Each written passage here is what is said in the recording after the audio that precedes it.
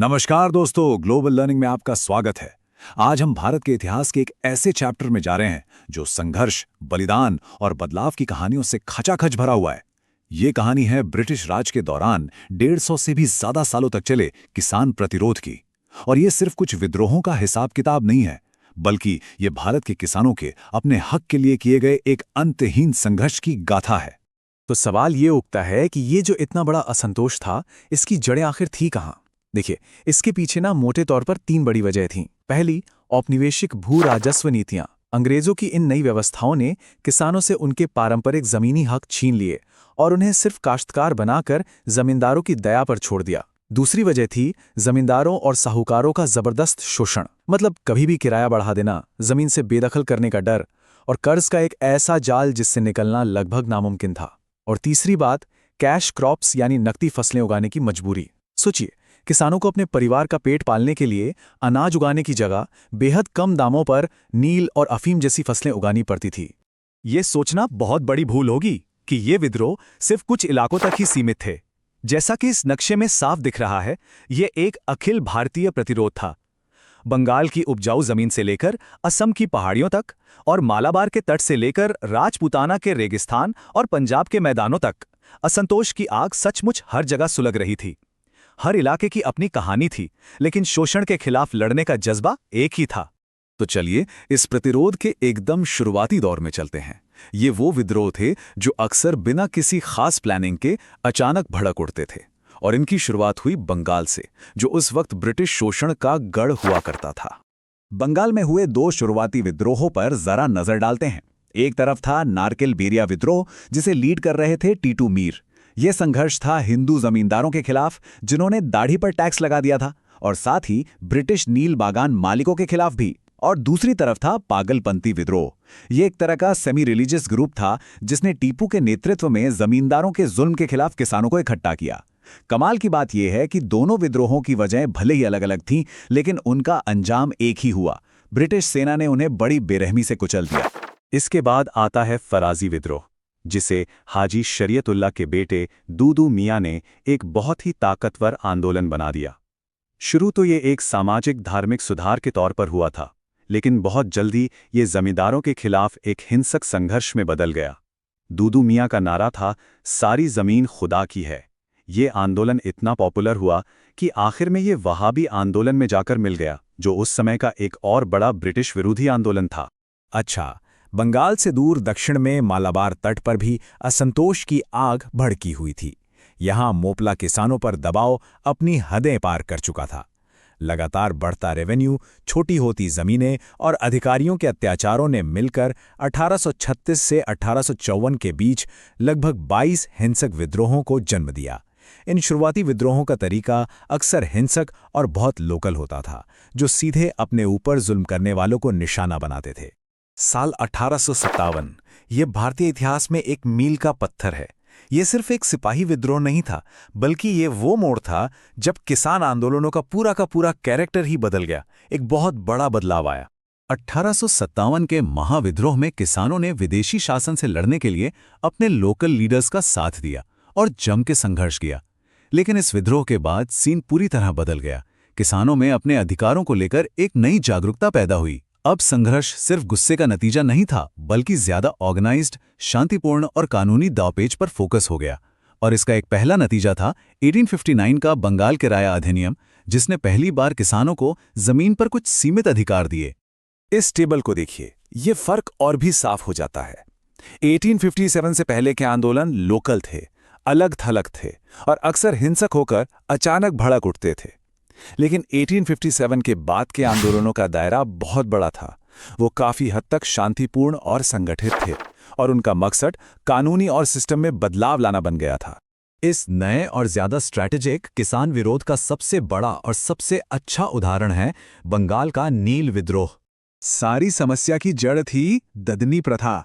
British बागान मालिक किसानों को अपनी सबसे अच्छी जमीन पर खाने पीने की फसल की जगह नील उगाने के लिए मजबूर करते थे। उन्हें कॉन्ट्रैक्ट पर साइन करने के लिए एडवांस लोन दिया जाता था, लेकिन नील की कीमत मार्केट से बहुत ही कम मिलती थी। नतीजा, किसान पीढ़ी दर पीढ़ी कर्ज के जाल में फंसे रहते थे। फिर आया मार्च 1859, जब हजारों किसानों ने एक ऐतिहासिक और पूरी तरह से अहिंसक फैसला लिया। उनकी कसम बहुत पावरफुल थी। हम नील की खेती नहीं करेंगे, कोई नया कॉन्ट्रैक्ट नहीं मानेंगे और एडवांस में लिया पैसा भी नहीं लौटाएंगे। ये एक तरह की हड़ताल थी। उन्होंने बागान मालिकों का पूरी तरह से सामाजिक बहिष्कार कर दिया और हिंसा की जगह संगठित प्रतिरोध का रास्ता चुना। इस आंदोलन की सबसे नई और सबसे जरूरी बात थी, इसे मिला इंटेलेक्चुअल सपोर्ट। पढ़े लिखे बंगाली मिडिल क्लास, उस वक्त की प्रेस और बुद्धिजीवियों ने किसानों की बुरी हालत को सबके सामने रखा। दीनबंधु मित्र का मशहूर नाटक नील दर्पण तो एक गेम चेंजर साबित हुआ। इसने किसानों के ऊपर हो रहे जुल्म की कहानी को पूरे देश के सामने लाकर खड़ा कर दिया और पब्लिक ओपिनियन को जगा दिया। इस ऑर्गेनाइज्ड विरोध का नतीजा एकदम शानदार रहा। सरकार पर इतना दबाव बना कि उसे 1860 में नील आयोग बनाना ही पड़ा। आयोग ने अपनी रिपोर्ट में ये बात मानी कि नील की खेती बहुत ही ज़्यादा शोषण वाली थी और फैसला सुनाया कि अब से किसानों को इसके लिए मजबूर नहीं किया जा सकता। ये किसानों की एक बहुत बड़ी जीत थी। इसने ये भी साबित कर दिया कि संगठित और अहिंसक प्रतिरोध भी कामयाब हो सकता है। चलिए, अब बंगाल से असम की तरफ चलते हैं, जहां किसानों ने विरोध करने के लिए एक बहुत ही अनोखा तरीका अपनाया, जिसे रायज मेल सिस्टम कहते थे। 1861 का फुलागुरी धेवा ये तब भड़का जब सरकार ने अफीम की खेती पर बैन लगा दिया और पान सुपारी पर नए टैक्स लगने की अफवाहें फैल गईं। इसके जवाब में किसानों ने रैयत मेल यानी पब्लिक मीटिंग्स के जरिए खुद को ऑर्गेनाइज किया और एक मत से टैक्स देने से मना कर दिया। लेकिन जब पुलिस इस शांतिपूर्ण सभा को हटाने आई तो एक हिंसक झड़प हो गई। इसमें लेफ्टिनेंट सिंगर की मौत हो गई और लक्ष्मण सिंह डेका जैसे कई किसान शहीद हो गए। असम में प्रतिरोध की कहानी पथारू घाट में और भी ज्यादा दुखद हो जाती है। इसे अक्सर असम का जलियांवाला बाग भी कहा जाता है। हुआ ये कि 1893 में सरकार ने अचानक लैंड टैक्स में 70 से 80% की भारी भरकम बढ़ोतरी कर दी।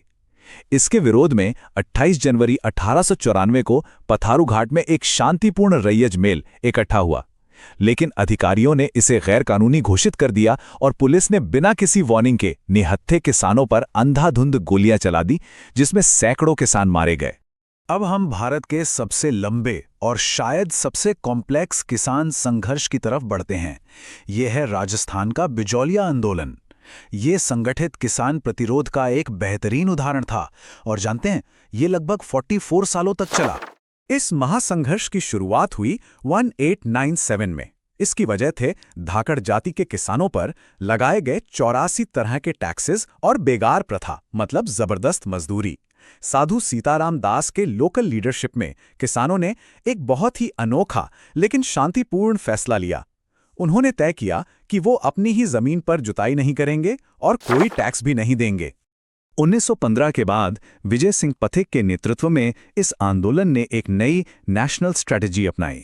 उन्होंने बिजोलिया किसान पंचायत बनाई, फर्स्ट वर्ल्ड वॉर के लिए ब्रिटिश वॉर फंड में चंदा देने से साफ इनकार कर दिया और प्रताप जैसे अखबारों के जरिए हो रहे अत्याचारों को नेशनल लेवल पर पब्लिसाइज किया। इस दबाव का नतीजा ये हुआ कि 1922 में एक समझौता हुआ और 84 में से 35 टैक्स माफ कर दिए गए। लेकिन संघर्ष अभी खत्म नहीं हुआ था। 1923 में नए टैक्स के खिलाफ विद्रोह फिर से भड़क उठा। ये फेज बाद में भारत छोड़ो आंदोलन जैसे बड़े नेशनल मूवमेंट से भी जुड़ गया और इस लंबे संघर्ष में अंजना देवी चौधरी, रमा देवी और नारायणी देवी जैसी महिलाओं की जबरदस्त भागीदारी ने आंदोलन को और मजबूत बना दिया। आखिर में 1941 में जाकर एक सम्मानजनक समझौता हुआ, किसानों की जब्त जमीन उन्हें वापस मिली और बेगार प्रथा को हमेशा के लिए खत्म कर दिया गया। देखिए, 19वीं सदी के आंदोलनों में दुश्मन एकदम साफ था और आसपास का ही था। कौन? विदेशी बागान मालिक, अपने ही देश के जमींदार और वो लालची सूदखोर। मजे की बात यह है कि इन किसानों का मकसद कोई ब्रिटिश राज को उखाड़ फेंकना नहीं था। नहीं, बिल्कुल नहीं। वो तो बस अपने कानूनी हक मांग रहे थे और शायद इसीलिए इन शुरुआती विद्रोहों में कोई बहुत बड़ी सोच या कोई पक्का लंबा चलने वाला संगठन देखने को नहीं मिलता। इसका एक बढ़िया उदाहरण है बंगाल का पावना विद्रोह।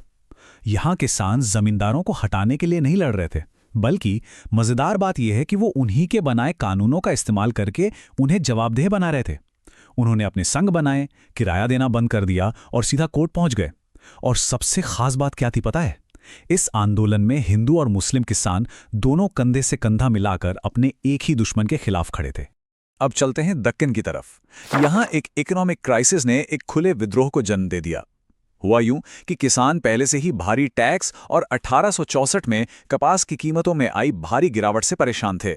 और तो और इस पे 1867 में सरकार ने लैंड रेवेन्यू सीधा 50% और बढ़ा दिया। बस फिर क्या था, किसान मारवाड़ी और गुजराती महाजनों के कर्ज के जाल में बुरी तरह फंस गए। तो जवाब में उन्होंने क्या किया? 1874 में किसानों ने सूदखोरों के खिलाफ एक नया हथियार अपनाया, सामाजिक बहिष्कार। और इसका नतीजा ये हुआ कि 1879 में दक्कन कृषक राहत अधिनियम पास करना पड़ा। चलिए अब आते हैं 20वीं सदी में। यहां आकर खेल पूरी तरह बदल गया। तो सवाल यह है कि आखिर बदला क्या? कैसे ये छोटे छोटे लोकल झगड़े देश की आज़ादी की लड़ाई का इतना बड़ा हिस्सा बन गए?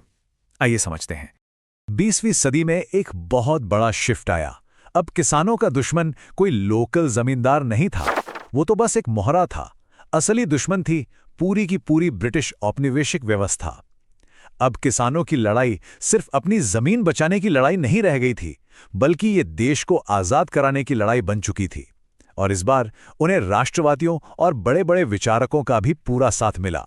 उत्तर प्रदेश में किसान सभा का बनना एक बहुत ही बड़ा टर्निंग पॉइंट था। देखिए, फरवरी 1918 में गौरी शंकर मिश्र, इंद्र नारायण द्विवेदी और मदन मोहन मालवीय जी ने मिलकर उत्तर प्रदेश किसान सभा बनाई। फिर 1919 में बाबा रामचंद्र ने अवध के किसानों को इकट्ठा किया और फिर जून 1920 में जवाहरलाल नेहरू जैसे बड़े राष्ट्रीय नेता भी इस आंदोलन से जुड़े और गांवों का दौरा करने लगे। यहीं से ही आंदोलन नेशनल लेवल पर पहुंच गया। एका आंदोलन, जैसा कि नाम से ही जाहिर है, एका मतलब एकता। यह आंदोलन किसानों की एकता का एक नया ही लेवल था। सोचिए, किसानों ने जुल्म के खिलाफ एक साथ खड़े रहने के लिए धार्मिक कसम खाई। उनकी प्रतिज्ञाएं थीं तो बहुत सीधी साधी, लेकिन उनमें गजब की ताकत थी। हम सिर्फ सही किराया ही देंगे, अगर जमीन से निकाला गया तो हम नहीं हटेंगे, और बेगार यानी मुफ्त में काम करने से साफ इनकार कर देंगे। और अब हम आते हैं उस आंदोलन पर जिसे शायद इस पूरे दौर का सबसे संगठित, सबसे कामयाब किसान आंदोलन कहा जा सकता है। जी हां, हम बात कर रहे हैं बारदोली सत्याग्रह की। इसकी कामयाबी के पीछे 3 मजबूत स्तंभ थे। पहला, दमदार लीडरशिप। 1928 में वल्लभ भाई पटेल ने इसकी कमान संभाली। दूसरा, एक बेहतरीन ऑर्गेनाइजेशनल स्ट्रक्चर। पूरे तालुके को 13 कैंपों में बांट दिया गया था ताकि हर कोने तक पहुंच हो। और तीसरा, एक जबरदस्त कम्युनिकेशन नेटवर्क। बारदोली सत्याग्रह पत्रिका छापी गई, लोगों ने विधान परिषदों से इस्तीफे दिए, मतलब हर तरफ से सरकार पर दबाव बनाया गया। और इसका नतीजा, एक ऐसी जीत जिसकी किसी ने उम्मीद नहीं की थी। सरकार को आखिरकार झुकना ही पड़ा और एक जांच समिति बनानी पड़ी जिसका नाम था मैक्सवेल ब्रूमफील्ड समिति। और इस समिति ने जो रिपोर्ट दी, उसने तो सारा खेल ही पलट दिया। समिति ने साफ साफ कहा कि ये जो 30% की भारी भरकम लगान वृद्धि है, ये पूरी तरह से गलत है और इसे घटाकर सिर्फ 6.03% कर दिया गया। ये संगठित विरोध की एक ऐतिहासिक जीत थी। इसने ये साबित कर दिया कि जब किसान एक हो जाएं, तो वो सरकार को भी झुका सकते हैं।